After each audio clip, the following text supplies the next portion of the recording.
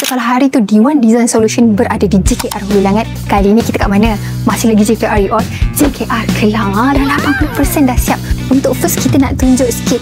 Inilah dia meja receptionist mereka. Sebelah sini pula tiba-tiba dekat belakang ni ada macam almari. Mari kita tunjuk macam mana cara buka. Slide lagi. Ni pun kita custom juga. Yang dekat dalam ni tak payah buka besar. Power supply. Inilah dia nampak kemas, tak comot. Kabinet dia comel sedikit tapi bukan slide, lebih kepada macam pintu buka tutup yang biasa. Pun power supply juga. So ini adalah bahagian masuk-masuk je receptionist. Dekat sebelah sini pula kita lebih panggil dia kepada wall panels. Kita membuat dekorasi lah.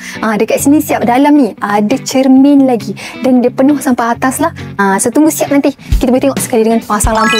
Memang mewah. Di sebelah belakang pula masih juga wall panel. Boleh tengok boleh pan kamera, boleh tengok daripada belah situ sampai ke bahagian yang ada macam gold-gold sikit. Design mewah, nampak futuristik orang kata. Nampak macam kosong je kan panel ni you all. Jadi yang rahsia, cakap-cakap ke orang, okay? 1, 2, 3. Ada bilik rahsia. Tunggu sini siap projek kita ni JKR Kelang. Anda perlu pergi ke Rumah Hijau. Macam mana?